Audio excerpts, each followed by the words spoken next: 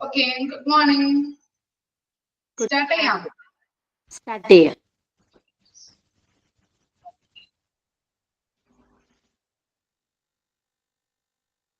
നമ്മൾ എത്ര വരെ എടുത്തത്?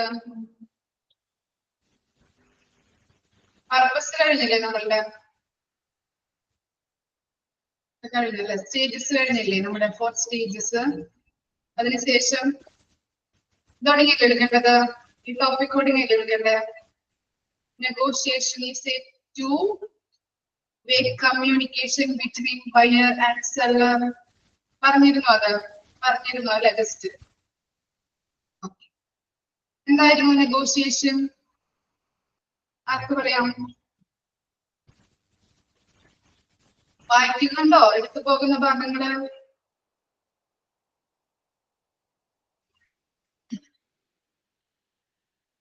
ആരൊക്കെ തമ്മിലുള്ള കോൺവെർസേഷൻ ആണ് അല്ലെങ്കിൽ കമ്മ്യൂണിക്കേഷൻ ആണ്? ചർച്ചയാണ് അല്ലെ നെഗോഷിയേഷൻ എന്ന് പറഞ്ഞാൽ. അതുപോലെ ആരൊക്കെ ഉണ്ടാവും അതിനകത്ത് ചർച്ചയില്?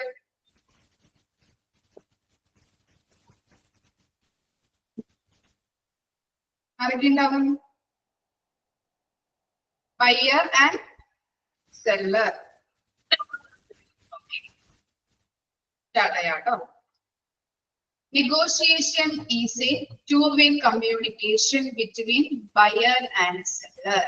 Negotiation is defined as a discussion on a business transaction leading to finalization of purchase and sale contract of goods and services. എന്താ പറയുന്നത്? നെഗോഷിയേഷൻ എന്ന് പറഞ്ഞാൽ ഒരു ചർച്ചയാണെന്ന് പറഞ്ഞല്ലേ?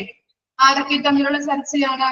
ബയർ ആൻഡ് സെല്ലർ ഉണ്ടാവും. അതുപോലെ തന്നെ ഒരു ബിസിനസ് ട്രാൻസാക്ഷന്റെ ഒരു അന്തിമ തീരുമാനം ഗുഡ്സ് ആൻഡ് സർവീസസിനെ കുറിച്ചിട്ട്, അല്ലെങ്കിൽ അവര് ഗുഡ്സ് ആൻഡ് സർവീസസുമായിട്ട് ബന്ധപ്പെട്ട കരാറുമായിട്ട് ബന്ധപ്പെട്ട ഒരു അന്തിമ തീരുമാനം എടുക്കുന്നതിനെയാണ് നമ്മൾ എന്തെന്ന് പറയുന്നത്? നെഗോഷിയേഷൻ എന്ന് പറയുന്നത്. ഇനി എന്താണ്? Negotiation depends on human behaviour. എന്താണ് ഹ്യൂമൻ ബിഹേവിയർ? ഹ്യൂമൻ ബിഹേവിയർ എന്താ? ഹ്യൂമൻ ബിഹേവിയർ എന്ന് പറഞ്ഞാല് മനുഷ്യ സ്വഭാവത്തെ ആശ്രയിച്ചിരിക്കുന്നു അല്ലെ? നെഗോഷിയേഷൻ എന്ന് പറഞ്ഞാൽ അല്ലെങ്കിൽ ചർച്ച എന്ന് പറഞ്ഞാല് മനുഷ്യ സ്വഭാവത്തെ ആശ്രയിച്ചിരിക്കുന്നു. ക്ലിയർ ആണോ? നമ്മുടെ കഴിഞ്ഞ ക്ലാസ്സിൽ പറഞ്ഞ ഭാഗങ്ങളാണ് കേട്ടോ. ഒന്നുകൂടി മിസ് ഒന്ന് പറഞ്ഞതാണ്. ക്ലിയർ ആയില്ലേ? ഇനി എന്താണ്? Characteristics of a good negotiator or negotiating team. എന്തൊക്കെയാണ് അതിന്റെ സവിശേഷതകൾ? നെഗോഷിയേറ്ററുടെ ആയാലും അതുപോലെ തന്നെ നെഗോഷിയേറ്റർ ടീം എന്ന് പറഞ്ഞല്ലേ, ബയർ ഉണ്ടാവും, സെല്ലർ ഉണ്ടാവും. അപ്പൊ അവരുടെ എന്താണ് സവിശേഷതകൾ എന്തൊക്കെയാണെന്നാണ് കൊടുത്തിരിക്കുന്നത്. ഫസ്റ്റ് പോയിന്റ് നോക്കിയേ. Must have a good knowledge of particular material. അറിയാമോ നിങ്ങൾക്ക്? നമ്മളൊരു ചർച്ച നടത്തുമ്പോ അല്ലെ, എന്താണ് നമ്മൾ ബിസിനസ്സുമായിട്ട് ഒരു ചർച്ച നടത്തുമ്പോ പർട്ടിക്കുലർ മെറ്റീരിയലിനെ കുറിച്ചിട്ട് നല്ല നോളജ് ആർക്കുണ്ടായിരിക്കണം? ആർക്കുണ്ടാവേണ്ടത്?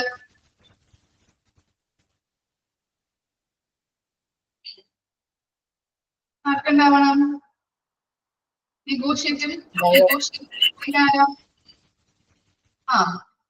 ബയ്യറും സെല്ലർക്കും ഉണ്ടാവണം. ഇനി എന്താ പറയുന്നത്? എഫിഷ്യൻസി ഇൻ കമ്മ്യൂണിക്കേഷൻ അല്ലെ? എന്താണ്? കാര്യക്ഷമമായിട്ടുള്ള കമ്മ്യൂണിക്കേഷൻ ഉണ്ടാവണം. നല്ല രീതിയിൽ അങ്ങോട്ടും ഇങ്ങോട്ടും ചർച്ച നടത്താനായിട്ട് പറ്റണം. അതുപോലെ എന്താണ്? Offensive and defensive style. എന്താണ് ഒഫൻസീവ്? ഒഫൻസീവ് എന്ന് പറഞ്ഞാൽ എന്താണ്? ഒഫൻസീവ് ഒഫൻസീവ് എന്ന് പറഞ്ഞാല് ഇവിടെ ഉദ്ദേശിക്കുന്നത് ആക്രമണങ്ങൾ ഉണ്ടാക്കുന്ന രീതിയില്. അതുപോലെ തന്നെ ഡിഫെൻസീവ് എന്ന് പറഞ്ഞാൽ എന്താണ്? പ്രതിരോധാത്മകമായ. രണ്ടാൾ തമ്മിൽ ചർച്ച നടത്തുമ്പോൾ എന്താണ്? ചിലപ്പോ ഒരാൾ പറയുന്നത് മറ്റൊരാൾക്ക് പിടിക്കില്ല, അല്ലാണ്ട് ചിലപ്പോ എന്താണ് അയാൾ പറയുന്നത് ഇയാൾക്ക് പിടിക്കില്ല അല്ലെ? ചർച്ച നടത്തുമ്പോൾ അങ്ങനെയൊക്കെ സംഭവിക്കാറ്. അപ്പൊ അങ്ങനെയൊന്നും ആവാത്ത രീതിയിൽ ചിലപ്പോ എന്താണ് ആക്രമണങ്ങൾ വരെ മറ്റൊരാളുടെ കയ്യിൽ നിന്ന് ചിലപ്പോ ആക്രമണങ്ങൾ വരെ ഉണ്ടാവാം, മറ്റാൾക്ക് കിട്ടാം. അപ്പൊ അങ്ങനെയുള്ള രീതിയിലൊന്നും ചർച്ച നടത്താതെ രണ്ടുപേർക്കും അനുകൂലമായിട്ടുള്ള രീതിയിൽ വേണം ചർച്ച വെക്കാനായിട്ട്. ക്ലിയർ ആയോ മൂന്നാമത്തെ point?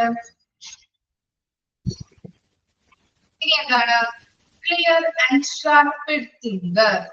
Clear and rapid thinker. എന്താണ് റാപ്പിഡ് തിങ്കർ എന്ന് പറഞ്ഞാല്?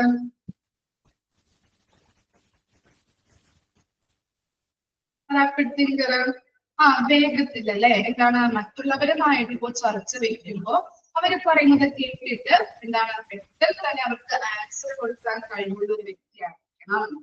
ഇനി എന്താണ്? Good interpersonal skills. എന്താണത്? ഗുഡ് ഇന്റർപേഴ്സണൽ സ്കിൽസ് മറ്റുള്ളവരുമായിട്ട് നല്ല രീതിയിൽ ഇടപഴകാനായിട്ടുള്ള കഴിവുള്ള ആളുകളായിരിക്കണം. interaction ആയിട്ട്. Okay. ഇനി എന്താണ്? Knowledge about law of contracts, contracting, agreement, accounting and pricing. ഇതാണ് നല്ല രീതിയിൽ അല്ലെ ലോ നിയമങ്ങളെ കുറിച്ച് അറിഞ്ഞിരിക്കുക. അതുപോലെ തന്നെ കോൺട്രാക്ടിന്റെ എഗ്രിമെന്റ്, അക്കൗണ്ടിംഗ് ഡീറ്റെയിൽസ്, അതുപോലെ പ്രൈസിംഗുമായിട്ട് ബന്ധപ്പെട്ട കാര്യങ്ങൾ, ഇതിനെ കുറിച്ചൊക്കെ നല്ല രീതിയിൽ നോളജ് ഉള്ള ആളുകളായിരിക്കണം. ഇനി ലോജിക്കൽ തിങ്കർ എന്ന് പറഞ്ഞാൽ എന്താ? ലോജിക്കൽ തിങ്കർ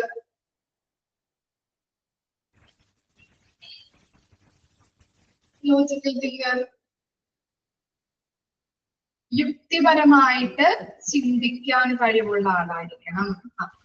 നന്നായി ചിന്തിക്കാനായിട്ട് കഴിവുള്ള ആളായിരിക്കണം. ഇനി എന്താണ്? ഗുഡ് ലിസണർ അല്ലെ, നമുക്കറിയാം മറ്റുള്ളവരെ നന്നായിട്ട് ശ്രദ്ധിക്കാനായിട്ട് അല്ലെങ്കിൽ മറ്റുള്ളവർ പറയുന്നത് കേൾക്കാനായിട്ട് അങ്ങനെയുള്ള കഴിവുള്ള ആളായിരിക്കണം. അതുപോലെ തന്നെ എന്താണ്? ഒപ്റ്റിമിസ്റ്റിക്. ഒപ്റ്റിമിസ്റ്റിക് എന്താ? അറിയാലോ. ഒപ്റ്റിമിസ്റ്റിക് എന്ന് പറഞ്ഞാൽ എന്താ?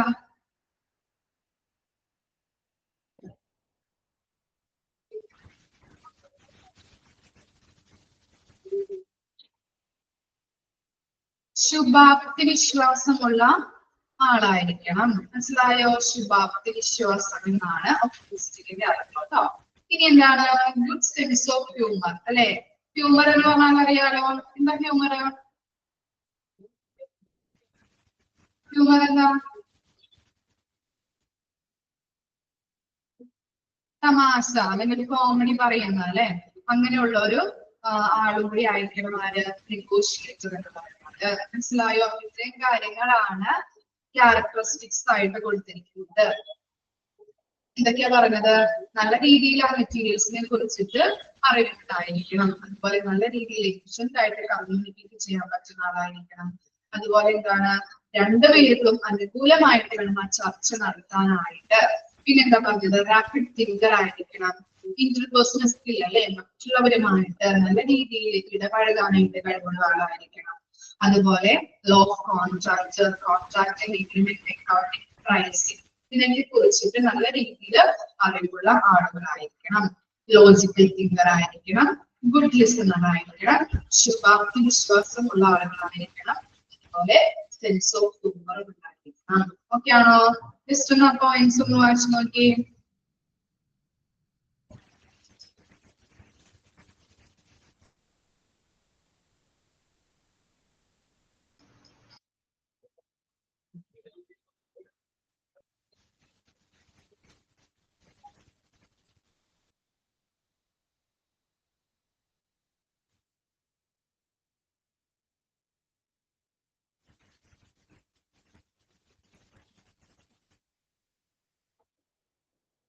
ഒപ്റ്റിമിസ്റ്റിക് എന്ന് വെച്ചാല് ശുഭാപ്തി വിശ്വാസം.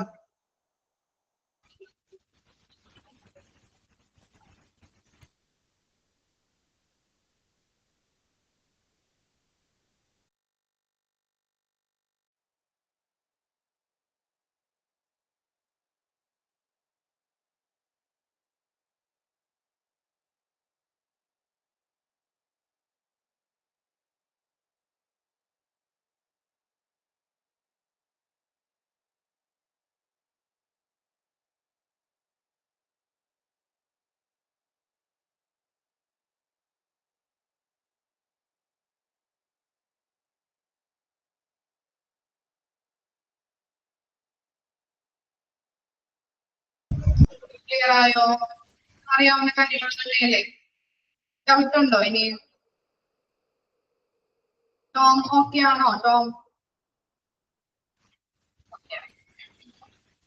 നെക്സ്റ്റ് നോക്കിയേ, ഒബ്ജക്റ്റീവ്സ് ഓഫ് നെഗോഷിയേഷൻ. നെഗോഷിയേഷന്റെ ഒബ്ജക്റ്റീവ്സ് എന്തൊക്കെയാണ് നോക്കിയേ. First point, to safeguard organisations interest and goal. എന്താ പറയുന്നത്? നമ്മളൊരു ഓർഗനൈസേഷനോ അല്ലെങ്കിൽ ഹോസ്പിറ്റലിലെ മെറ്റീരിയൽസ് വാങ്ങുന്നതിന് വേണ്ടിയിട്ടാണ് ചർച്ചയ്ക്ക് പോയതെങ്കിൽ ആ ഓർഗനൈസേഷന്റെ അല്ലെങ്കിൽ ആ ഹോസ്പിറ്റലിന്റെ ഇൻട്രസ്റ്റും അതുപോലെ തന്നെ ഗോളും അച്ചീവ് ചെയ്യുന്ന രീതിയിലായിരിക്കണം ആ ചർച്ച മുൻപോട്ട് കൊണ്ടുപോകുന്നത്. മനസ്സിലായോ? ഗോളോ അല്ലെങ്കിൽ ഇൻട്രസ്റ്റോ സംരക്ഷിക്കുന്ന രീതിയിലായിരിക്കണം ആ ചർച്ച നമ്മൾ ഇവിടെ നടത്തേണ്ടത്. അതാണ് ഫസ്റ്റ് പോയിന്റ്. എന്താ പറഞ്ഞത്? ഓർഗനൈസേഷന്റെയോ അല്ലെങ്കിൽ ഹോസ്പിറ്റലിന്റെയോ ഇൻട്രസ്റ്റ് അല്ലെങ്കിൽ ഗോള് സംരക്ഷിക്കുന്ന രീതിയിലായിരിക്കണം അവിടെ ചർച്ച നമ്മൾ നടത്തേണ്ടത്. ഓക്കെ ആണോ? First point. ഇനി സെക്കൻഡ് പോയിന്റ് നോക്കിയേ, to see that the organization is not in a disadvantageous position. നമ്മൾ പറഞ്ഞു അല്ലെ, ക്യാരക്ടറിസ്റ്റിക്സിൽ പറഞ്ഞു എന്താണ്? രണ്ടുപേർക്കും അനുകൂലമായിട്ടുള്ള രീതിയിലായിരിക്കണം ചർച്ച നടത്തേണ്ടത് എന്ന് പറഞ്ഞു. അതുപോലെ തന്നെയാണ് ഇവിടെ ഒരു ഓർഗനൈസേഷനുമായി ബന്ധപ്പെട്ടിട്ടാണ് നമ്മൾ ഒരു മെറ്റീരിയൽസ് വാങ്ങുന്നതെങ്കിൽ അല്ലെ, നമ്മുടെ ഹോസ്പിറ്റലിനെ കുറിച്ചല്ലേ പഠിക്കുന്നത്. ഹോസ്പിറ്റലിന് വേണ്ടിയിട്ടുള്ള മെറ്റീരിയൽസ് ആണ് ഇവിടെ വാങ്ങിക്കുന്നതെങ്കിൽ ഹോസ്പിറ്റലിന് അനുകൂലമായിട്ടുള്ള രീതിയിൽ, പ്രതികൂലമായിട്ടല്ല അനുകൂലമായിട്ടുള്ള രീതിയിൽ വേണം അവിടെ എന്ത് നടത്താനായിട്ട്? ചർച്ച നടത്താനായിട്ട്. പിന്നെന്താണ്? To ensure. രണ്ട് പോയിന്റ് ക്ലിയർ ആണോ? ഡൗട്ട് ഉണ്ടോ? ഇനി എന്താണ് നെക്സ്റ്റ് പോയിന്റ് നോക്കി, to ensure that the organisation gets all objectives which it can easily and comparatively compete in normal circumstances. എന്താണ് പറയുന്നത്? മൂന്നാമത്തെ പോയിന്റിൽ പറയുന്നത് എന്താണ്? ഒരു ഓർഗനൈസേഷന്റെ ചർച്ച നടത്തുമ്പോൾ ഒരു ഓർഗനൈസേഷന്റെ ബെനഫിറ്റ്, ഓർഗനൈസേഷന്റെ നല്ല രീതിയിലുള്ള ബെനഫിറ്റിനായിട്ട് വേണം നമ്മൾ ചർച്ച നടത്താനായിട്ട്. മനസ്സിലായോ? ചർച്ച നമ്മൾ രണ്ടുപേരുടെയും ചർച്ച വെച്ച് നമ്മൾ കമ്പയർ ചെയ്യുമ്പോൾ ആ ഓർഗനൈസേഷന് ബെനഫിറ്റ് കിട്ടുന്ന രീതിയിലായിരിക്കണം നമ്മൾ ചർച്ച നടത്താനായിട്ട്. മനസ്സിലായില്ലേ? ഇനി എന്താണ്? To see, last point നോക്കി, to see that the distant future of organization is not bargained for present. എന്താണ് ബാർഗെയിൻ എന്ന് പറഞ്ഞാൽ? എന്താണ് ബാർഗെയിൻ? ബാർഗെയിൻ എന്താ? വിലപേശലല്ലേ? ഓക്കെ, നമ്മളൊരു കരാറ് ഉടമ്പടിയിൽ ഒപ്പുവെച്ച് കഴിഞ്ഞാൽ എന്താണ്? ഇപ്പൊ നമ്മള് കരാറ് എഗ്രിമെന്റിൽ ഒപ്പുവെക്കുമ്പോ നമ്മള് കുറെ നാളത്തേക്ക് വേണം എഗ്രിമെന്റ് നടത്താനായിട്ട് അല്ലെങ്കിൽ കരാറ് ചെയ്യാനായിട്ട്. 1 മാസത്തേക്ക് 2 മാസത്തേക്കോ വെക്കാതെ കുറെ നാളത്തേക്ക് നമ്മള് 6 മാസോ അല്ലെങ്കിൽ 2 വർഷത്തേക്കോ അല്ലെങ്കിൽ 1 വർഷത്തേക്കോ ആയിട്ട് വേണം കരാറ് ചെയ്യാനായിട്ട്. എന്താ അങ്ങനെ പറയാൻ കാരണം? ഐഡിയ ഉണ്ടോ നിങ്ങൾക്ക്? അങ്ങനെ എന്താ പറയാൻ കാരണം?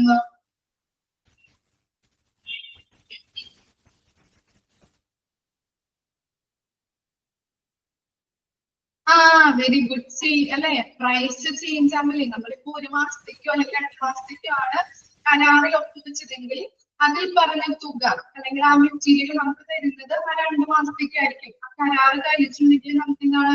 ചിലപ്പോ ഒരു വില കൂട്ടി പറയും, ഞങ്ങൾക്ക് ഇന്ന പ്രൈസിന് തരാൻ പറ്റില്ല, ഇത്രയും രൂപ നമുക്ക് തരണം എന്ന് പറയും അല്ലെ.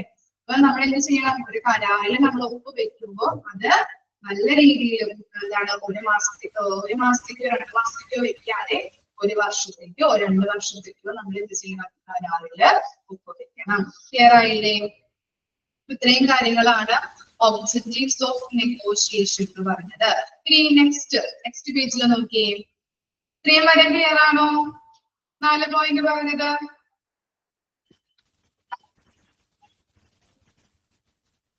ഓക്കെ ആണോ? ടോമിന് ഡൗട്ട് ഉണ്ടോ? രണ്ടാമത്തത് പറയണോ? രണ്ടാമത്തത് എന്താണ്? To see that the organization is not in a disadvantageous position. നമ്മൾ പറഞ്ഞില്ലേ ഒരു ഓർഗനൈസേഷനുമായിട്ട് ബന്ധപ്പെട്ടിട്ടാണ് നമ്മൾ ചർച്ച നടത്തേണ്ടത് അല്ലെങ്കിൽ നടത്തുന്നതെങ്കിൽ ആ ഓർഗനൈസേഷന് അനുകൂലമായിട്ടുള്ള രീതിയിൽ വേണം ചർച്ച നടത്താനായിട്ട്. മനസ്സിലായോ? ഇപ്പൊ നമ്മളൊരു ഓർഗനൈസേഷൻ അല്ലെങ്കിൽ ഒരു ഹോസ്പിറ്റൽ ഉണ്ട്, ആ ഹോസ്പിറ്റലിന് വേണ്ടിയിട്ടാണ് മെറ്റീരിയൽസ് ഞാൻ വാങ്ങിക്കുന്നതെങ്കിൽ എന്താണ് ആ ഓർഗനൈസേഷനുമായിട്ട് അല്ലെങ്കിൽ ഹോസ്പിറ്റലുമായിട്ട് അനുകൂലമായിട്ടുള്ള രീതിയിൽ വേണം ചെയ്യാനായിട്ട് ഉടമ്പടി വെക്കാനായിട്ട് അല്ലെങ്കിൽ ആ കരാറ് വെക്കാനായിട്ട്. മനസ്സിലായില്ലേ? ഇനി നോക്കിയേ, അടുത്ത പോയിന്റ് നോക്ക് കേട്ടോ. Ensure that the terms and conditions are settled in appear terms and nothing is left to interpretations which may result in misunderstanding and bitterness. എന്നാ പറയുന്നത്? നമ്മൾ ആ കരാറില് എന്ത് വെക്കാറുണ്ട്? ടേംസ് ആൻഡ് കണ്ടീഷൻസ് വെക്കും അല്ലെ? ടേംസ് ആൻഡ് കണ്ടീഷൻസ് വെക്കുമ്പോ എന്താണ് ബിറ്റർനെസ്? എന്താ ബിറ്റർനെസ്?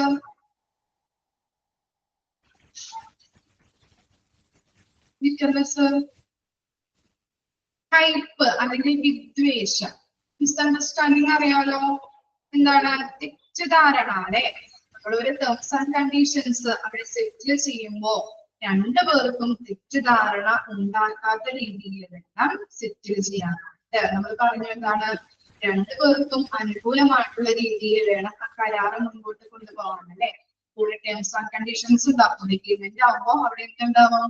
ടേംസ് ആൻഡ് കണ്ടീഷൻസ് ഉണ്ടാവുമല്ലോ. ആ ടേംസ് ആൻഡ് കണ്ടീഷൻസ് നമ്മൾ സെറ്റിൽമെന്റ് ചെയ്യുമ്പോ രണ്ടുപേർക്കും അനുകൂലമായിട്ടുള്ള രീതിയിൽ വേണം.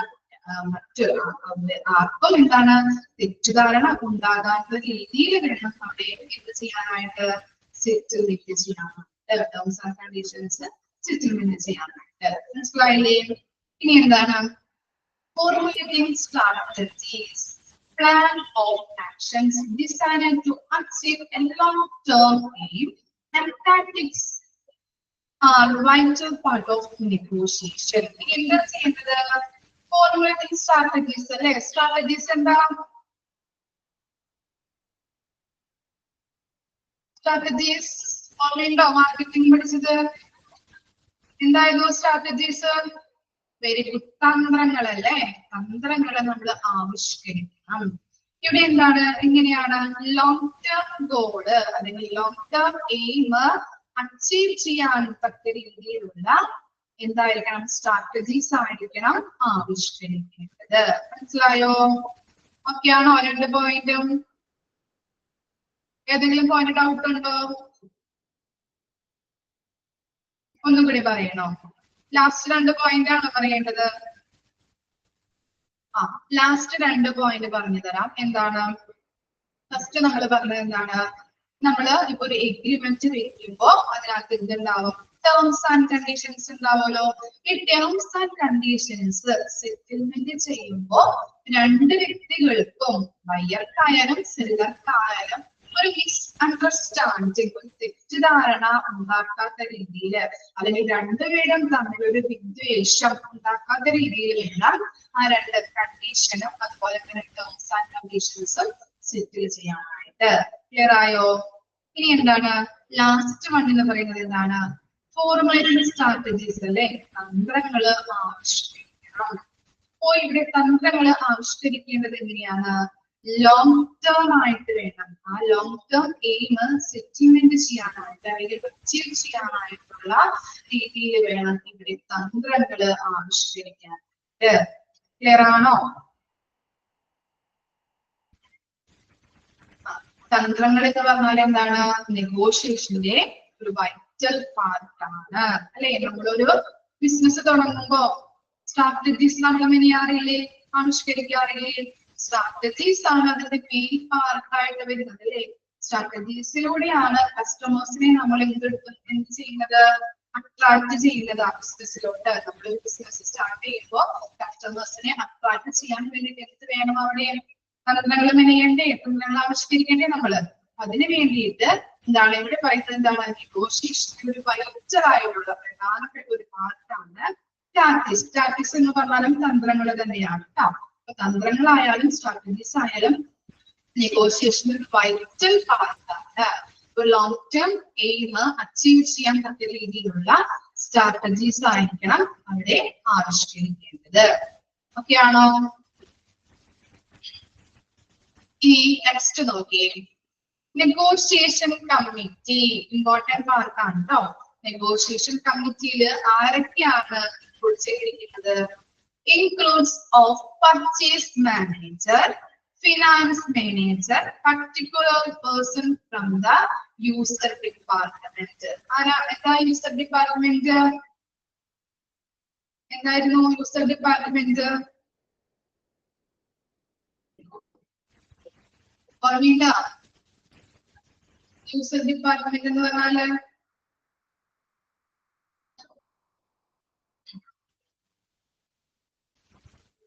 എന്തായിരുന്നു യൂസർ ഡിപ്പാർട്ട്മെന്റ്?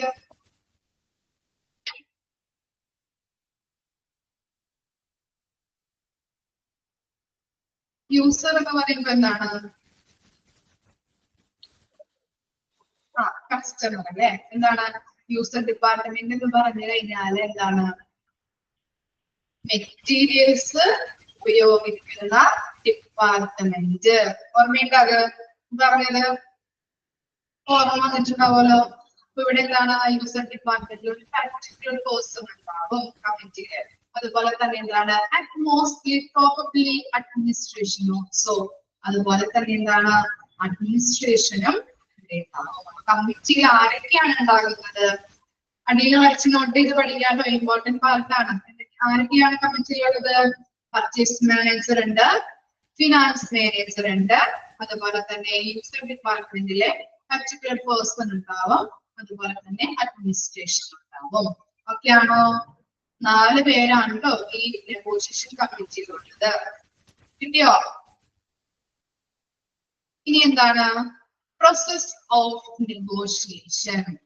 3 phases ഉണ്ട് കേട്ടോ ആ പ്രോസസ്സില്. നെഗോഷിയേഷൻ പ്രോസസ്സില് 3 phase ആണുള്ളത്. ഫസ്റ്റ് phase ആണ് pre negotiation phase and second one meeting phase. അതുപോലെ തന്നെ എന്താണ്? Third one post negotiation phase. Okay, മനസ്സിലായോ?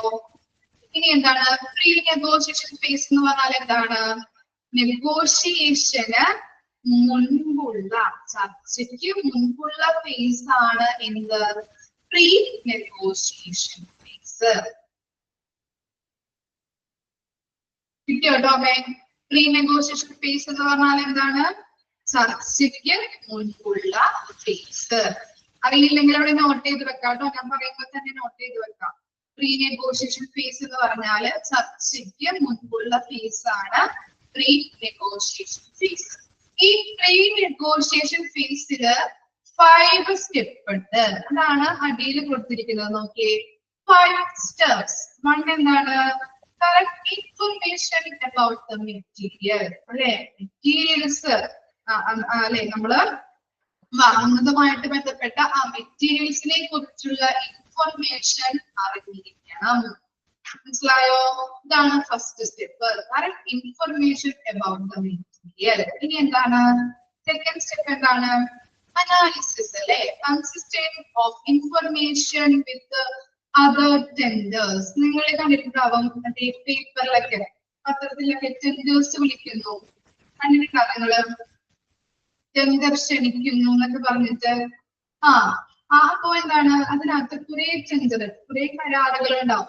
അപ്പൊ അതെന്ത് ചെയ്യും? ടെൻഡർ വിളിക്കുന്നു എന്ന് പറയുമ്പോൾ അതിനകത്ത് കുറെ പ്രൈസ്, അവർക്ക് യോജിച്ചതായിട്ടുള്ള പ്രൈസുകൾ, അതുപോലെ ക്വാണ്ടിറ്റി, അതുപോലെ അങ്ങനെയുള്ള മെറ്റീരിയൽസിന്റെ കാര്യങ്ങളൊക്കെ ഉണ്ടാവും. കണ്ടിട്ടില്ലെങ്കിൽ പേപ്പർ വായിക്കിട്ട് ഇനി തുടങ്ങി അപ്പൊ കാണും. ഓക്കെ, നോക്കി നോക്കട്ടോ. കണ്ടിട്ടില്ലാത്തവരെ പേപ്പറിലൊക്കെ നോക്കി നോക്കാം, ഉണ്ടാവും ക്ഷണിക്കുന്നു എന്നൊക്കെ പറഞ്ഞിട്ടുള്ളത്. അപ്പൊ കുറെ കരാറുമായിട്ട് ബന്ധപ്പെട്ട കാര്യങ്ങളൊക്കെ ഉണ്ടാവും. അപ്പൊ എന്താണ്? അതിനകത്ത് ഈ സെല്ലർ, ബയ്യർക്ക് എന്താണ്? മെറ്റീരിയൽസ് വേണം അല്ലെ? അവർക്ക് അനുയോജ്യമായിട്ടുള്ള ക്വാണ്ടിറ്റി, അനുയോജ്യമായിട്ടുള്ള പ്രൈസില് മെറ്റീരിയൽസ്, അവർക്ക് ആവശ്യപ്പെടുന്ന രീതിയിലുള്ള, അവർക്ക് യോജിച്ചതായിട്ടുള്ള രീതിയിലുള്ള മെറ്റീരിയൽസ് വേണം. പേപ്പറിലൊക്കെ നമുക്ക് കാണാം കുറെ സെല്ലേഴ്സ് ഇങ്ങനെ ടെൻഡറുമായിട്ട് ബന്ധപ്പെട്ട ഇൻഫർമേഷൻസ് ഇട്ടിട്ടുണ്ടാവും. അപ്പൊ നമുക്ക് അതിനകത്ത് യോജിച്ചതായിട്ടുള്ള ഇൻഫർമേഷൻസ് അല്ലെങ്കിൽ ആ ടെൻഡർ നമ്മള് സ്വീകരിക്കും. പകരമായിട്ട് നമ്മൾ പർച്ചേസ് ഓർഡർ കൊടുക്കും. നമുക്ക് ഇപ്പൊ ഇത്ര ക്വാണ്ടിറ്റി വേണം, ഇത്ര പ്രൈസിൽ വേണം. അപ്പൊ നമ്മൾ എന്ത് ചെയ്യും? ബയ്യർ എന്ത് ചെയ്യും? വാങ്ങിക്കുന്ന വ്യക്തിയാണ് ബയ്യർ എന്ന് പറയുന്നത്. ആ ബയ്യർ എന്ത് ചെയ്യും? അതിന് യോജിച്ചതായിട്ടുള്ള സെല്ലേഴ്സിനെ നോക്കി അതിനകത്ത് ഐഡന്റിഫൈ ചെയ്യുന്നു. മനസ്സിലായോ? അപ്പോ ഇവിടെ കൊടുത്തിരിക്കുന്നത് എന്താണ്? മറ്റുള്ള ജെൻഡറുകളുമായുള്ള ഇൻഫർമേഷൻസ് അടങ്ങുന്ന വിശകലനം. അനാലിസിസ് എന്ന് പറഞ്ഞാല് വിശകലനം ചെയ്യുക. ഇനി എന്താണ് തേർഡ് സ്റ്റെപ്പ് എന്ന് പറഞ്ഞാല് objectives define how much maximum we can go. എത്രത്തോളം, എത്ര മാക്സിമത്തിൽ നമുക്ക് മാക്സിമം എത്രത്തോളം മുൻപോട്ട് പോകാൻ പറ്റും, അതിൽ മാക്സിമം എത്രത്തോളം ആ മെറ്റീരിയൽസ് നമുക്ക് അവൈലബിൾ കിട്ടും എന്നുള്ളതാണ് തേർഡ് സ്റ്റെപ്പ് ആയിട്ട് പറയുന്നത്. ഇനി ഫോർത്ത് സ്റ്റെപ്പ് എന്താണ്? Developing of strategies. അറിയാലോ എന്താണ്? തന്ത്രങ്ങൾ മെനയുക അല്ലെങ്കിൽ ഡെവലപ്പ് ചെയ്യുക, വികസിപ്പിക്കുക. ഇനി എന്താണ്? പ്രിലിമിനറി ടാക്ടിക്സ് അല്ലെ? പ്രാഥമിക തന്ത്രങ്ങൾ. നിങ്ങള് ദിലീപിന്റെ ഒരു ചിത്രം കണ്ടിട്ടുണ്ടോ? കിങ് ലെയർ കണ്ടിട്ടുണ്ടോ? കിങ് ലെയർ അതിനകത്ത് പറയുന്നുണ്ട് അവര് ഡിസ്കഷൻ നടത്തുമ്പോ തീമുമായിട്ട് ബന്ധപ്പെട്ട് ഡിസ്കഷൻ നടത്തിയിട്ടുണ്ട്. കണ്ടിട്ടുണ്ടോ നിങ്ങളത്? തീമുമായിട്ട് ബന്ധപ്പെട്ട് ചർച്ച നടത്തുന്നത് കണ്ടിട്ടില്ല? ആ ഫിലിം കണ്ടിട്ടില്ലേ നിങ്ങള്? ആ അതെ, എന്താണ് ദിലീപ് അല്ലെ? ദിലീപ്, അതുപോലെ തന്നെ ആരൊക്കെയുണ്ട് അതിനകത്ത്? ആരൊക്കെയാണ്? ലാല്. കണ്ടിട്ടില്ലേ നിങ്ങള്? ആ ഓക്കെ. അപ്പോ അതിനകത്ത് അവര് എന്താണ് അവരുടെ ബിസിനസ് വികസിപ്പിക്കാൻ വേണ്ടിയിട്ട് തന്ത്രങ്ങൾ മെനയുന്നത് കണ്ടിട്ടുണ്ടോ?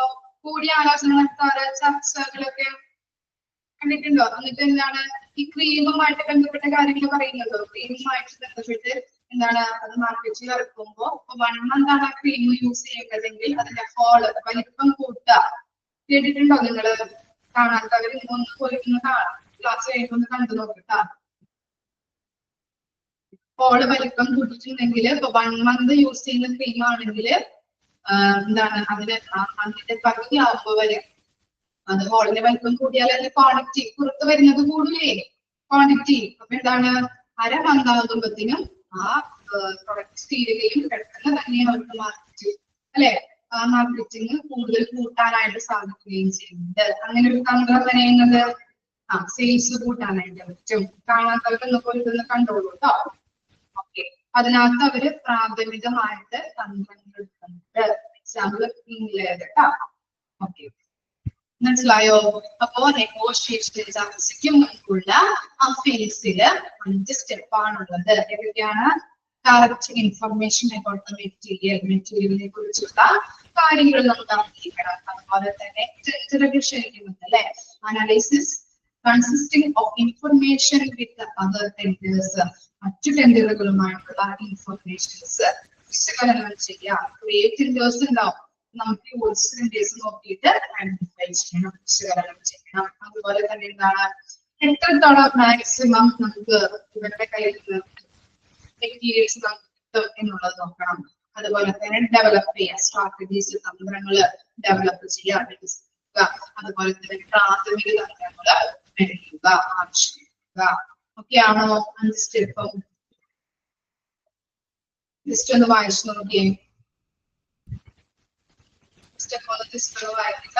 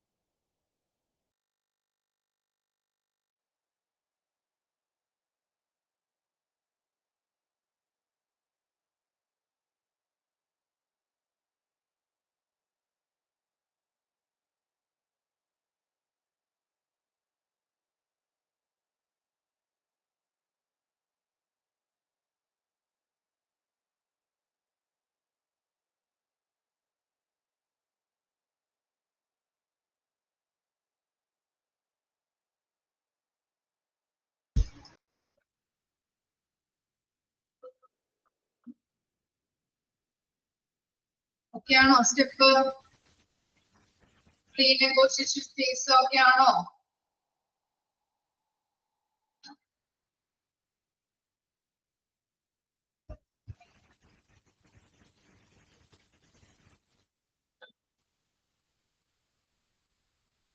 നെക്സ്റ്റ് എടുക്കട്ടെ. നെക്സ്റ്റ് സ്റ്റെപ്പ് ആണ് step B, phase B, meeting phase. പറഞ്ഞോട്ടെ മിസ്? നെക്സ്റ്റ് ഫേസ് ആണ് meeting phase. will not be completed in one meeting. ഒരു മീറ്റിംഗ് കൊണ്ട് ഇത് കംപ്ലീറ്റ് ആകുന്നില്ല. ഇനി മീറ്റിംഗ് ഫേസില് 3 എണ്ണമായിട്ട് ഡിവൈഡ് ചെയ്തിട്ടുണ്ട്. മീറ്റിംഗ് ഫേസിൽ ഏതൊക്കെയാണ്? Exploratory meeting, discussion meeting, agreement meeting. First നോക്കിയേ, exploratory meeting. Two parties introduce themselves and information analyzed. എന്താ പറയുന്നത്? രണ്ടുപേരും അല്ലെ, നമ്മൾ പറഞ്ഞു ചർച്ചയില് ബയർ ഉണ്ടാവും, സെല്ലർ ഉണ്ടാവും. അവര് എന്ത് ചെയ്യുന്നുണ്ട്? സ്വയം ആയിട്ട് എന്ത് ചെയ്യുന്നുണ്ട്? ഇൻട്രൊഡ്യൂസ് ചെയ്യുന്നുണ്ട് അല്ലെ, പരിചയപ്പെടുത്തുകയും അല്ലെ, സ്വയമായിട്ട് പരിചയപ്പെടുത്തുകയും അതുപോലെ തന്നെ ഇൻഫർമേഷൻസ്, അവരെന്തുമായിട്ടാണോ കരാറ് ഒപ്പുവെക്കാൻ പോകുന്നത് അതുമായിട്ടുള്ള ഡീറ്റെയിൽസുകൾ അനലൈസ് ചെയ്യുന്നത്, ഇൻഫർമേഷൻസ് വിശകലനം ചെയ്യുന്നത്. ഓക്കെയാണോ എക്സ്പ്ലോറേറ്ററി മീറ്റിംഗ്? അത് എന്തൊക്കെയാ പറഞ്ഞത്? രണ്ട് വ്യക്തികള് അവരെ കുറിച്ചുള്ള ഇൻഫർമേഷൻസ് അല്ലെ ഇൻട്രൊഡ്യൂസ് ചെയ്യുന്നുണ്ട് അവരെ കുറിച്ച്. അതുപോലെ തന്നെ എന്താണ്, അവരെന്തിനു വേണ്ടിയിട്ടാണോ ഈ അഗ്രിമെന്റ് വെക്കുന്നത് അതുമായിട്ട് ബന്ധപ്പെട്ട ഇൻഫർമേഷൻസ് വിശകലനം ചെയ്യുന്നത്. ഒക്കെയാണോ എക്സ്പ്ലോറേറ്ററി മീറ്റിംഗ്? ഇനി സെക്കൻഡ് മീറ്റിംഗ് ആണ് ഡിസ്കഷൻ മീറ്റിംഗ്. ഇഷ്യൂസ് ഡിസ്കസ്ഡ് അല്ലെ, എന്താണ്? പ്രധാന വിഷയത്തെ കുറിച്ച് അവിടെ ചർച്ച നടത്തുന്നു, ഡിസ്കഷൻ നടത്തുന്നു. അതാണ് ഡിസ്കഷൻ മീറ്റിംഗ് എന്ന് പറയുന്നത്. ഓക്കെ ആണോ? എന്താണ് agreement meeting? Agreement reached at the contract is signed by both the parties. എന്താ പറയുന്നത്? അവര് എന്താണ് എഗ്രിമെന്റിൽ എത്തിച്ചേരുകയും അതിനുശേഷം അവർക്ക് എന്താണ് ആ എഗ്രിമെന്റിൽ രണ്ട് പാർട്ടികളും എന്ത് ചെയ്യുന്നുണ്ട്? എന്താ ചെയ്യുന്നത്? അവിടെ എഗ്രിമെന്റില് എന്താ ചെയ്യുന്നത്? സൈൻ ചെയ്യുന്നുണ്ടല്ലേ, ഒപ്പുവെക്കുന്നുണ്ട്. അതാണ് എഗ്രിമെന്റ് മീറ്റിംഗ്. ക്ലിയർ ആയോ? അപ്പോ മീറ്റിംഗ് ഫേസിനെ 3 ആയിട്ടാണ് തിരിച്ചിരിക്കുന്നത്. എക്സ്പ്ലോറേറ്ററി മീറ്റിംഗ് ഉണ്ട്, ഡിസ്കഷൻ മീറ്റിംഗ് ഉണ്ട്, അതുപോലെ തന്നെ എഗ്രിമെന്റ് മീറ്റിംഗ് ഉണ്ട്. ഓരോ മീറ്റിംഗും എന്താണെന്ന് എഴുതി വെച്ചിരുന്നതായിട്ട് പഠിക്കാം കേട്ടോ. അപ്പൊ എക്സ്പ്ലോറേറ്ററി മീറ്റിംഗ് എന്താണെന്ന് ചോദിക്കാം, അതുപോലെ എഗ്രിമെന്റ് മീറ്റിംഗ് എന്താണെന്ന് ചോദിക്കാം കേട്ടോ. 3 മീറ്റിംഗും നന്നായിട്ട് അടിച്ച് വെച്ച് മാർക്ക് ചെയ്ത് വെച്ച് പഠിക്കാം. എക്സ്പ്ലോറേറ്ററി മീറ്റിംഗ് എന്ന് പറഞ്ഞാൽ എന്താണ്? രണ്ട് വ്യക്തികളും അവിടെ സെൽഫ് ഇൻട്രൊഡ്യൂസ് ചെയ്യുന്നുണ്ട്, അതുപോലെ ഇൻഫർമേഷൻസ് അവിടെ വിശകലനം ചെയ്യുന്നു. പിന്നെന്താണ്? ഡിസ്കഷനിൽ പ്രധാനപ്പെട്ട വിഷയത്തെ കുറിച്ച് ഡിസ്കഷൻ നടത്തുന്നു. എഗ്രിമെന്റ് മീറ്റിംഗ് എന്താണ്? രണ്ടുപേരും തമ്മിൽ അവിടെ എഗ്രിമെന്റ് ഒപ്പുവെക്കുകയാണ് ചെയ്യുന്നത്. ഓക്കെ ആണോ? മീറ്റിംഗ് ഫേസ് ഓക്കെ ആണോ? ഓക്കെ. ഇനി എന്താണ്? Post negotiation phase or executive phase. Post negotiation ഫേസിന്റെ മറ്റൊരു പേര് എന്താണെന്ന് ചോദിക്കാം. എന്താണ്? എക്സിക്യൂട്ടീവ് ഫേസ്, അല്ലെങ്കിൽ എക്സിക്യൂട്ടീവിന്റെ മറ്റൊരു നെയിം എന്താണെന്ന് ചോദിക്കാം കേട്ടോ. അങ്ങോട്ടും ഇങ്ങോട്ടും മറിച്ചും തിരിച്ചും ചോദിക്കാം. Okay. Agreement is carried out. ഇവിടെ എന്താണ്? എഗ്രിമെന്റ് നടപ്പിലാക്കുന്നുണ്ടല്ലേ. നോക്കി, അതിനകത്ത് കുറച്ച് സ്റ്റെപ്പ് പഠിക്കാനുണ്ട് കേട്ടോ. ഫസ്റ്റ് സ്റ്റെപ്പ് ആണ് to place the purchase order. Okay, എന്താണ്?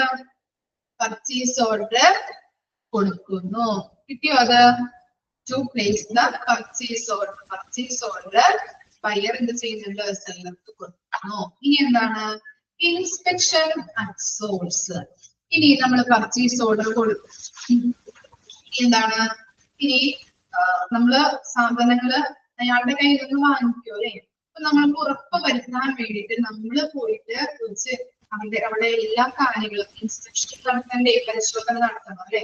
അവിടെ ഓഫീസ് അതുപോലെ ചിലപ്പോൾ അവരുടെ ഗോഡൌണുമായിട്ട് ബന്ധപ്പെട്ട് നമ്മൾക്ക് ഇൻസ്പെക്ഷൻ ചെയ്യേണ്ടതായിട്ട് വരും അല്ലെ. ഇവിടെ നിന്നാണ് സാധനങ്ങൾ കൊണ്ടുവരുന്നത്, എന്നിട്ട് നമ്മൾ ചെക്ക് ചെയ്യേണ്ടതായിട്ടില്ലേ.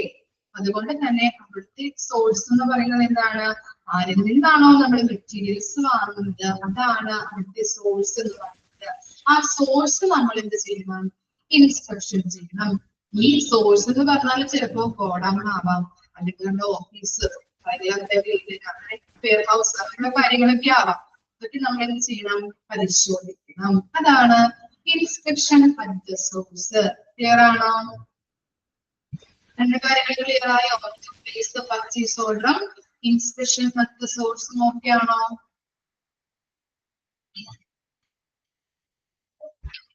ഡൗട്ട് ഉണ്ടോ പറഞ്ഞതില്?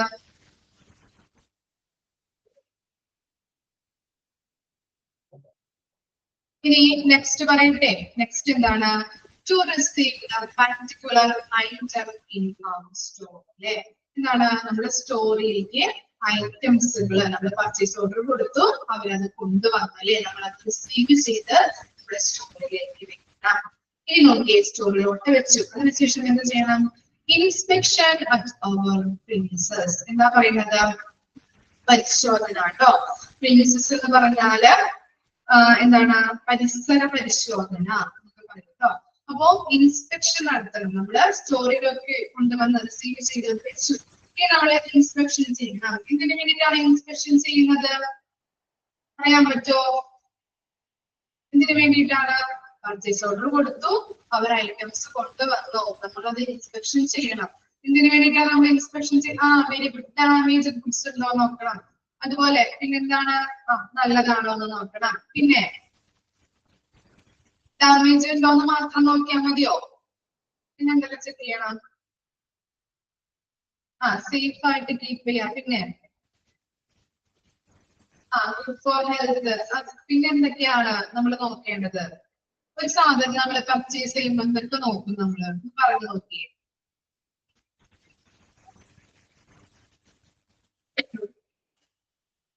നമ്മൾ പറഞ്ഞിരിക്കുന്ന ക്വാണ്ടിറ്റിയിലാണോ അവർ കൊണ്ടുവന്നിരിക്കുന്നത്?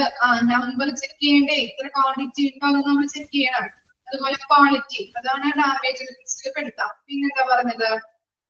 എക്സ്പയറി ആയി കഴിഞ്ഞിട്ടുള്ളോ എന്ന് നോക്കണം. Okay, very good. പിന്നെന്താണ്? പ്രൈസ് അല്ലേ നമ്മൾ പറഞ്ഞിരിക്കുന്നത്, പ്രൈസിലാണോ അവർ കൊണ്ടുവന്നിരിക്കുന്നത് എന്നൊക്കെ നമ്മൾ എന്ത് ചെയ്യാം? ഇൻസ്പെക്ഷൻ ചെയ്യാം, പരിശോധിക്കാം. ഇനി എന്താണ്? നെക്സ്റ്റ് സ്റ്റെപ്പ് ആണ് ആക്സെപ്റ്റ് ഓർ റിജക്ട്. ഇപ്പൊ ഡാമേജ് ഗുഡ്സ് ആണെങ്കിൽ എന്താണ്? അവരെ ഇപ്പം പറഞ്ഞതുപോലെ എക്സ്പയറി ആയിട്ടുള്ള ഗുഡ്സ് ഒക്കെ ആണെങ്കിൽ അല്ലെ, മെഡിസിൻസ് ഒക്കെ എക്സ്പയറി ആയിട്ടുള്ളതാവാം. അങ്ങനെയുള്ള മെറ്റീരിയൽസ് ഒക്കെ ആണെങ്കിൽ നമ്മള് റിജക്ട് ചെയ്യും, അല്ലാതെ എന്ത് ചെയ്യും? ആക്സെപ്റ്റ് ചെയ്യും. ഇനി എന്താണ്?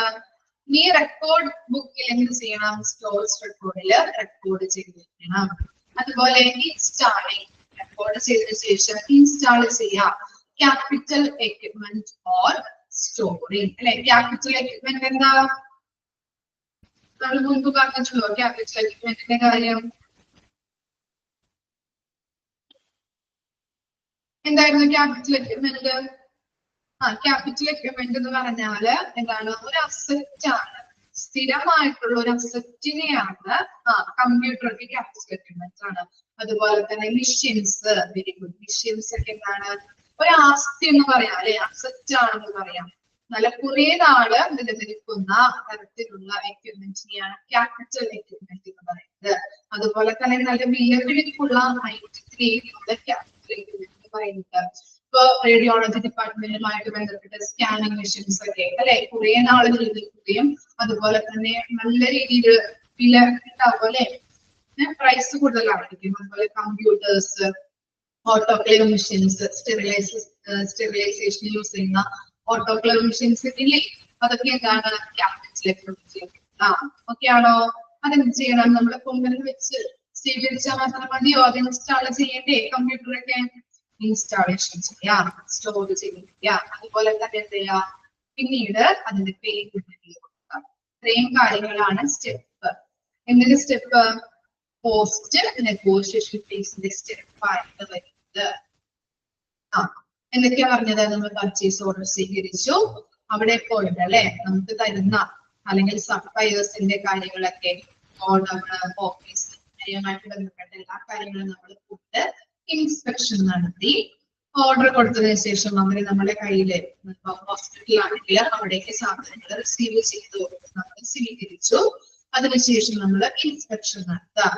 ഇത്ര ക്വാണ്ടിറ്റി ഉണ്ടോ, അല്ലെങ്കിൽ എന്താണ് എക്സ്പയറി ആയിട്ടുണ്ടോ, അതുപോലെ തന്നെ നമ്മുടെ പറഞ്ഞിരിക്കുന്ന പ്രൈസിലാണോ അവർ കൊണ്ടുവന്നിരിക്കുന്നത്, അങ്ങനെയുള്ള കാര്യങ്ങളൊക്കെ പരിശോധിച്ചതിന് ശേഷം ആക്സെപ്റ്റ് ചെയ്യാം.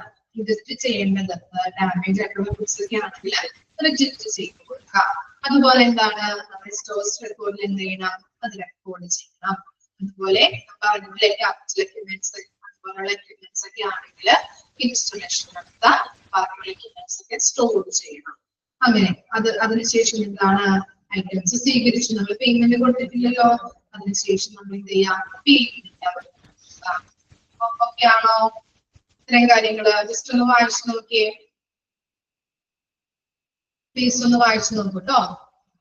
പ്രോസസ് ഓഫ് നെഗോഷിയേഷൻ ഒന്ന് വായിച്ചു നോക്കാം. ഇമ്പോർട്ടന്റ് ആണ്, ഓരോ കാര്യങ്ങളും പഠിക്കണം. മീറ്റിംഗ് ഫേസ് പഠിക്കാം, ഏതൊക്കെയാണെന്ന് ചോദിക്കാം. എക്സ്പ്ലോറേറ്ററി, അതുപോലെ എഗ്രിമെന്റ്, മീറ്റിംഗ് ഫേസ്, അങ്ങനെയുള്ള കാര്യങ്ങളൊക്കെ നന്നായിട്ട് പഠിക്കാം.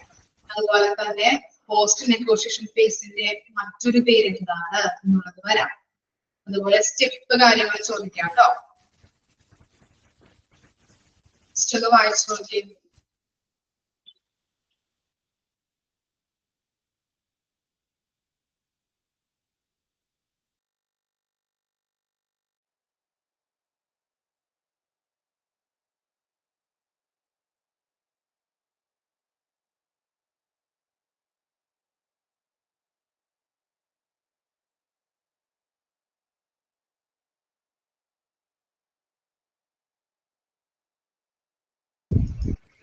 മൂന്നാമത്തെ ഫേസ് പറയണം. മൂന്നാമത്തെ ഫേസ് എന്താ? എഗ്രിമെന്റ്. എഗ്രിമെന്റ് മീറ്റിംഗ് അല്ലേ? മൂന്നെണ്ണം പറയണം. മീറ്റിംഗ് ഫേസില് ഒന്നാമത്തെ കാര്യം പറയുന്നത് എന്താണ്? എക്സ്പ്ലോറേറ്ററി മീറ്റിംഗ് ആണ്. അതിനകത്ത് നമ്മൾ പറഞ്ഞു കരാർ വെക്കുമ്പോ രണ്ട് വ്യക്തികൾ തമ്മിലാണ് കരാർ വരുന്നത്. ആരൊക്കെ ഉണ്ടാവും? ബയ്യർ ഉണ്ടാവും, സെല്ലറും ഉണ്ടാവും. അപ്പൊ ബയ്യറും സെല്ലറും തമ്മില് ഫസ്റ്റ് ആയിട്ട് കാണുമ്പോ എന്ത് ചെയ്യണം? എന്താ ചെയ്യേണ്ടത്? ഇൻട്രൊഡ്യൂസ് ചെയ്യണം അല്ലെ? അവരുടെ സെൽഫ് ഇൻട്രൊഡ്യൂസ് ചെയ്യാം, അവരുടെ കാര്യങ്ങളൊക്കെ പറയാം. അതുപോലെ തന്നെ ഇൻഫർമേഷൻസ് നമ്മള് മീറ്റിംഗ് കണ്ടക്ട് ചെയ്തതുമായിട്ട് ബന്ധപ്പെട്ട ഇൻഫർമേഷൻസ് ഒക്കെ ചെയ്യാം, വിശകലനം ചെയ്യാം. അതാണ് ഫസ്റ്റ് മീറ്റിംഗ്, എക്സ്പ്ലോറേറ്ററി മീറ്റിംഗ് ആയിട്ട് വരുന്നത്. ഈ എന്താണ്? സെക്കൻഡ് വൺ ആണ് ഡിസ്കഷൻ മീറ്റിംഗ്. Issues discussed. എന്താ പറയുന്നത്? നമ്മൾ എന്തിനു വേണ്ടിയിട്ടാണ് അവിടെ കരാർ വെക്കുന്നത്? എന്താണ്? നമുക്കൊരു ബിസിനസ് സ്റ്റാർട്ട് ചെയ്യണം അല്ലെ? അതുമായിട്ട് നമുക്ക് എന്തിനു വേണ്ടിയിട്ടാണ് അവർ നമ്മുടെ പ്രധാനപ്പെട്ട കാര്യം എന്താണോ അതാണ് അവിടെ എന്ത് ചെയ്യുന്നത്? ഡിസ്കഷൻ ചെയ്യുന്നത്. അതാണ് ഇഷ്യൂസ് ഡിസ്കസ്ഡ് എന്ന് പറയുന്നത്. ഇനി എന്താണ്? Agreement meeting. നമ്മളിപ്പോൾ ഒരു എഗ്രിമെന്റ് വെക്കുമ്പോൾ എന്താണ്? കരാറുമായിട്ട് ബന്ധപ്പെട്ട് വരുമ്പോ രണ്ടുപേരും തമ്മിൽ എന്ത് ചെയ്യണം? രണ്ടുപേരും ആ കരാറിൽ എന്ത് ചെയ്യണം? എന്താ ചെയ്യേണ്ടത്? എന്താ ചെയ്യേണ്ടത്? സൈൻ ചെയ്യണം. അതാണ് തേർഡ് ഫേസ് വരുന്നത്. കരാറുമായിട്ട് ബന്ധപ്പെട്ട് നമ്മള് രണ്ടുപേരും ബയർ ആയാലും സെല്ലർ ആയാലും സൈൻ ചെയ്യാം. കിട്ടിയോ? മനസ്സിലായോ? ഡൗട്ട് ഉണ്ടോ ഇനി?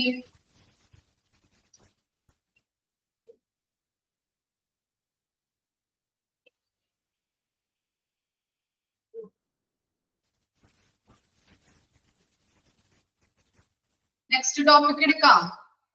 ഓക്കെ ആണോ? ഫേസ് വായിച്ചു കഴിഞ്ഞോ? ഈ ഡൗട്ട് ഉണ്ടോ ആർക്കെങ്കിലും?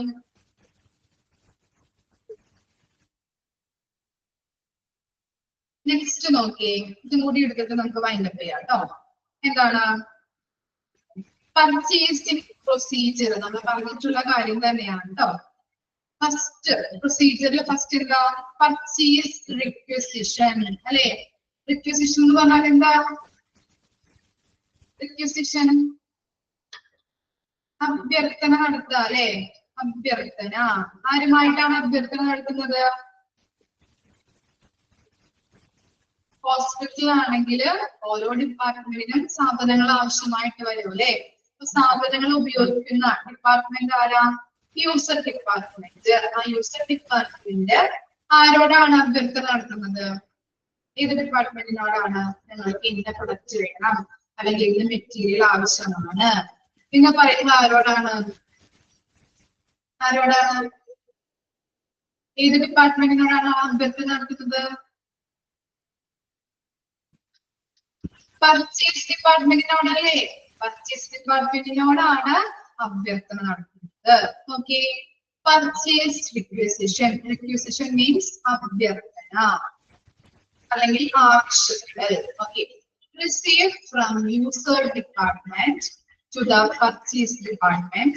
It consists of quantity of material, specification of material, date in which the item should be received. എന്താണ്? പർച്ചേസ് ഡിപ്പാർട്ട്മെന്റിനോട് യൂസർ ഡിപ്പാർട്ട്മെന്റ് അഭ്യർത്ഥന നടത്തുന്നത് എന്തുമായിട്ട് ബന്ധപ്പെട്ടിട്ടാണ്? ഞങ്ങൾക്ക് ഇന്ന മെറ്റീരിയൽ വേണം, ഇത്ര ക്വാണ്ടിറ്റിയിൽ വേണം, ഇന്ന മെറ്റീരിയൽ എന്ന് പറഞ്ഞിട്ട് സ്പെസിഫിക്കേഷൻ ചെയ്തിട്ടുണ്ടാകും. അപ്പൊ അഭ്യർത്ഥന നടത്തുമ്പോൾ അല്ലെങ്കിൽ പർച്ചേസ് റിക്വസിഷൻ പർച്ചേസ് ഡിപ്പാർട്ട്മെന്റിന് കൊടുക്കുമ്പോൾ എന്തൊക്കെ കാര്യങ്ങളാണ് അതിൽ എഴുതി വെക്കേണ്ടത്?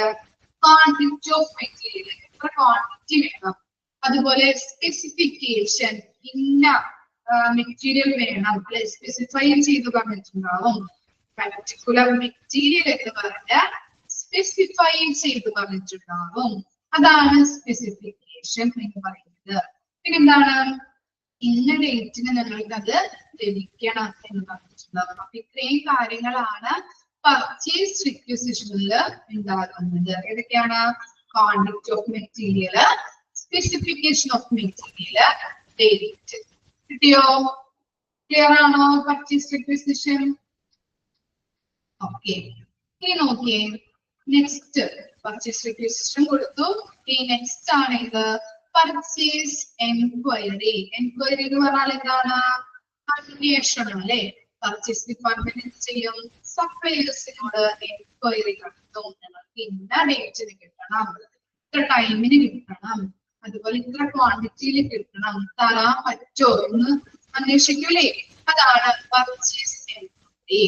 From purchase department to the supplier അല്ലെ. സപ്ലയറിനോട് പർച്ചേസ് ഡിപ്പാർട്ട്മെന്റ് അന്വേഷണം നടത്തും. എന്തൊക്കെയാണ് അതിൽ ഇൻക്ലൂഡ് ആയിരിക്കുന്നത്? Lead time. ലീഡ് ടൈം എന്താ? ലീഡ് ടൈം ഓർഡർ കൊടുക്കുന്നത് മുതല് സാധനം നമ്മുടെ കയ്യില് റിസീവ് ചെയ്ത് കിട്ടുന്നത് വരെയുള്ള ടൈമിനെയാണ് നമ്മൾ ലീഡ് ടൈം എന്ന് പറയുന്നത്. കഴിഞ്ഞ ക്ലാസ്സിൽ ഞാൻ പറഞ്ഞതാണ് കേട്ടോ, ഓർമ്മയുണ്ടോ? എന്താ പറഞ്ഞത്? ഓർഡർ കൊടുക്കുന്നത് മുതല് സാധനം നമ്മളുടെ കയ്യിൽ റിസീവ് ചെയ്ത് കിട്ടുന്നത് വരെയുള്ള ടൈം, അതാണ് ലീഡ് ടൈം. അതുപോലെ തന്നെ ക്വാണ്ടിറ്റി ഉണ്ടാവും, സ്പെസിഫിക്കേഷൻ, ഞങ്ങൾക്ക് ഇന്ന മെറ്റീരിയൽ വേണം എന്ന് സ്പെസിഫൈ ചെയ്ത് പറയും. ഓക്കെ ആണോ? പർച്ചേസ് എൻക്വയറി ഓക്കെ ആണോ? ഇനി എന്താണ്? quotation from supplier to the purchase department include price of the material, quantity, etc.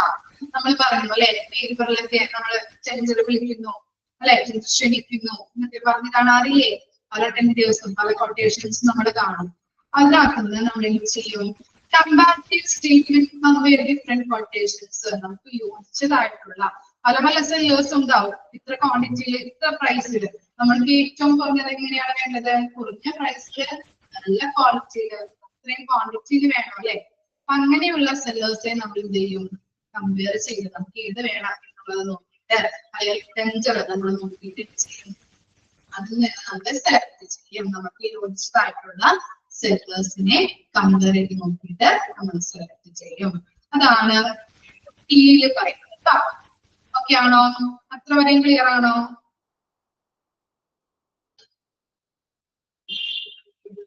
Okay, ഇനി എന്താണ്? പർച്ചേസ് ഓർഡർ കൊടുക്കും അല്ലെ. നമ്മുടെ സെല്ലേഴ്സിനെ സെലക്ട് ചെയ്തു പർച്ചേസ് ഓർഡർ കൊടുക്കണം. നോക്കിയേ, legal agreement between purchase department and the supplier. ആരൊക്കെ തമ്മിലാണ് എഗ്രിമെന്റ്? ലീഗൽ എഗ്രിമെന്റ് എന്ന് പറഞ്ഞാൽ എന്താണ്? നിയമപരമായ രേഖ അല്ലെ. ലോക്കൽ സോറി ലീഗൽ ഡോക്യുമെന്റ്സ് എന്നാണ് കേട്ടോ. Legal document between purchase department and supplier. നിയമപരമായിട്ടുള്ള ഒരു രേഖയാണ്. ആരൊക്കെ തമ്മിലാണ്? പർച്ചേസ് ഓർഡർ എന്ന് പറഞ്ഞാല് ഇമ്പോർട്ടന്റ് ആണ്. പർച്ചേസ് ഓർഡർ എന്ന് പറഞ്ഞാല് legal document between purchase department and seller. Okay ആണോ? നോട്ട് ചെയ്ത് വെച്ച് ഞാൻ പറയുന്നത് പർച്ചേസ് ഓർഡർ എന്ന് പറഞ്ഞു കഴിഞ്ഞാല് ഒരു നിയമപരമായിട്ടുള്ള രേഖയാണ്. ആരൊക്കെ തമ്മിലാണ്? പർച്ചേസ് ഡിപ്പാർട്ട്മെന്റും സെല്ലറും തമ്മിലുള്ള നിയമപരമായ രേഖയാണ് പർച്ചേസ് ഓർഡർ എന്ന് പറയുന്നത്. ഇനി നോക്കിയേ, purchase order is a document created by the buyer. ആരാണ് ബയ്യർ? ബയ്യർ ആരാ? ബയ്യർ ആരാ? വാങ്ങുന്ന വ്യക്തി അല്ലെ? വാങ്ങുന്ന ആളിനെയാണ് നമ്മൾ ബയ്യർ എന്ന് പറയുന്നത് അല്ലെ? നമുക്ക് എന്തൊക്കെ സാധനങ്ങൾ വേണം, അയാളല്ലേ പർച്ചേസ് ഓർഡർ കൊടുക്കുന്നത്. അപ്പൊ വാങ്ങുന്ന വ്യക്തിയാണ് എന്ത് ക്രിയേറ്റ് ചെയ്യുന്നത്? ഡോക്യുമെന്റ് ക്രിയേറ്റ് ചെയ്യുന്നത്. The purpose of ordering goods from the supplier. എന്തിനു വേണ്ടിയിട്ടാണ്? അതിന്റെ പർപ്പസ് എന്താണ്?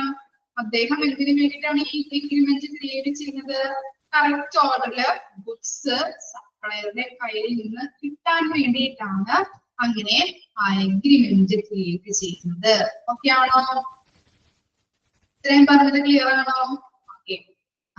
ഇനി നോക്കിയേ, every purchase order should contain the correct date. ഈ പർച്ചേസ് ഓർഡറില് എന്തൊക്കെ കാര്യങ്ങളാണ് ഉണ്ടാകുന്നത്? നോക്കിയേ, കറക്റ്റ് ഡേറ്റ് ഉണ്ടാവും. അതുപോലെ name and address of the hospital അല്ലെ? ഹോസ്പിറ്റലിന് വേണ്ടിയിട്ടാണ് സാധനങ്ങൾ വാങ്ങിക്കുന്നത്. അപ്പൊ അതിന്റെ നെയിം ഉണ്ടാവും, അതിന്റെ അഡ്രസ് ഉണ്ടാവും, സപ്ലൈസ് മെറ്റീരിയൽസ് ഉണ്ടാവും, ഡിസ്ക്രിപ്ഷൻ ഓഫ് ദി ഗുഡ്സ്, അതുപോലെ price of the items, order number ഉണ്ടാവും, ടേംസ് ആൻഡ് കണ്ടീഷൻസ് അല്ലെ? ക്യാഷ് പർച്ചേസ് ആണോ, ക്രെഡിറ്റ് പർച്ചേസ് ആണോ, ടേംസ് ആൻഡ് കണ്ടീഷൻസ് ഉണ്ടാവും, മോഡ് ഓഫ് പേയ്മെന്റ്, ചെക്ക് ആണോ ക്യാഷ് ആയിട്ടാണോ കൊടുക്കുന്നത്, അങ്ങനെയുള്ള മോഡ് ഓഫ് പേയ്മെന്റ് ഉണ്ടാവും. അതുപോലെ തന്നെ signature of the authorised person. ഇത്രയും കാര്യങ്ങളാണ് എന്തിലുണ്ടാകുന്നത്? പർച്ചേസ് ഓർഡറിൽ ഉണ്ടാകുന്നത്. ക്ലിയർ ആയോ? ഒന്ന് നോട്ട് ചെയ്ത് വെച്ച് പഠിക്കാട്ടോ, ഇമ്പോർട്ടന്റ് ആണ്. പർച്ചേസ് ഓർഡർ ചോദിക്കാം. പർച്ചേസ് ഓർഡറിൽ എന്തൊക്കെ കാര്യങ്ങളാണ് ഉണ്ടാകുന്നത് ചോദിക്കാം, ക്വസ്റ്റ്യൻ വരാട്ടോ. ഓക്കെ ആണോ ഇത്രയും വരെ? ഓക്കെ ആണോ? ഓക്കെ. ഇനി എന്താണ് ഇൻവോയ്സ് ബിൽ അല്ലെ? Invoice bill is created by the supplier അല്ലെ? ഇൻവോയ്സ് ബിൽ ആരാ ക്രിയേറ്റ് ചെയ്യുന്നത്? സപ്ലയർ ആണ്. നോട്ട് ചെയ്ത് വെച്ചിരുന്ന invoice is created by supplier. വിതരണക്കാരനാണ് ഇൻവോയ്സ് ബിൽ ക്രിയേറ്റ് ചെയ്യുന്നത്. Shows how much the buyer required to pay for the goods bought from the supplier. ഇതാണ് സപ്ലയറിന് നമ്മൾ എത്ര രൂപ നൽകണം എന്നുള്ളതാണ് അവിടെ കാണിക്കുന്നത്. ഇൻവോയ്സ് ബില്ലില് സപ്ലയർ തരുന്ന മെറ്റീരിയൽസിന് നമ്മൾ എത്ര ബില്ലാണ് ബയർ കൊടുക്കേണ്ടത് എന്നുള്ളതാണ് ഇൻവോയ്സ് ബില്ലിൽ കാണിക്കുന്നത്. ഇനി എന്താണ് given by the supplier to the purchase department. ഈ ബില്ലിന്റെയും സപ്ലയർ പർച്ചേസ് ഡിപ്പാർട്ട്മെന്റിന് കൊടുക്കുന്നു. എന്നിട്ട് എന്ത് ചെയ്യുന്നുണ്ട്? when the items is distributed, items distribute ചെയ്യുകയും അതിനുശേഷം ആ ബില്ലിന്റെയും ഫിനാൻസ് ഡിപ്പാർട്ട്മെന്റോ അല്ലെങ്കിൽ അക്കൗണ്ട് ഡിപ്പാർട്ട്മെന്റുമായിട്ട് ബില്ല് ക്ലിയർ ചെയ്ത് കൊടുക്കുന്നു. ഓക്കെ ആണോ? ഇത്രയും കാര്യങ്ങളാണ് പർച്ചേസ് പ്രൊസീജിയറിൽ വരുന്നത്. ഓക്കെ ആണോ? ലാസ്റ്റ് ഭാഗം ഓക്കെ ആണോ? മനസ്സിലാവില്ലേ? ഡൗട്ട് വരുന്നുണ്ടോ? ലാസ്റ്റ് സെന്റൻസ് പറയണോ? ലാസ്റ്റ് സെന്റൻസ് എന്താണ് പറഞ്ഞത്? ഇത്ര വരെ ക്ലിയർ ആണോ? ഈ പേജിലെയാണോ? ഈ പേജിൽ എന്താണ്? given by the supplier to the purchase department. ഈ ഇൻവോയ്സ് ബിൽ എന്ത് ചെയ്യും? സപ്ലയർ പർച്ചേസ് ഡിപ്പാർട്ട്മെന്റിന് കൊടുക്കും. പർച്ചേസ് ഡിപ്പാർട്ട്മെന്റിന് കൊടുത്ത ശേഷം ഐറ്റംസ് എന്ത് ചെയ്യും? ഡിസ്ട്രിബ്യൂട്ട് ചെയ്ത് കൊടുക്കും. എന്താണ്? ഇപ്പൊ ഹോസ്പിറ്റലിലേക്കാണ് നമ്മൾ മെറ്റീരിയൽസ് വാങ്ങിക്കുന്നതെങ്കിൽ അവിടുത്തെ പർച്ചേസ് ഡിപ്പാർട്ട്മെന്റിന് ആ സപ്ലയർ വിതരണക്കാരൻ ചെയ്യും? ആ ഇൻവോയ്സ് ബില്ല് കൊടുക്കും. അപ്പൊ എത്ര രൂപയാണ് കൊടുക്കേണ്ടതെന്ന് പർച്ചേസ് ഡിപ്പാർട്ട്മെന്റിന് അറിയാൻ പറ്റും. അപ്പൊ അതിനുശേഷം അയാൾ എന്ത് ചെയ്യും? സപ്ലയർ എന്ത് ചെയ്യും? ഐറ്റംസ് ഒക്കെ ഡിസ്ട്രിബ്യൂട്ട് ചെയ്ത് കൊടുക്കുന്നു. അതിനുശേഷം ഈ പർച്ചേസ് ഡിപ്പാർട്ട്മെന്റിന്റെയും ഈ ബില്ല് കൊണ്ടുപോയിട്ട് ഹോസ്പിറ്റലിന്റെ ഫിനാൻസ് ഡിപ്പാർട്ട്മെന്റിന് കൊടുക്കുന്നു. അവരാണ് എന്ത് ചെയ്തു കൊടുക്കുന്നത്, ആ ബില്ല് ആ സപ്ലൈയുടെ ബില്ല് ക്ലിയർ ചെയ്ത് കൊടുക്കുന്നത്. ക്ലിയർ ആയോ കേട്ടോ? ഓക്കെ ആണോ? ഇത്രയും വരെ നാളെ വരുമ്പോ ഒന്ന് നോക്കി വരാം. ഡൗട്ട് ഒന്നുമില്ലല്ലോ? Okay, thank you.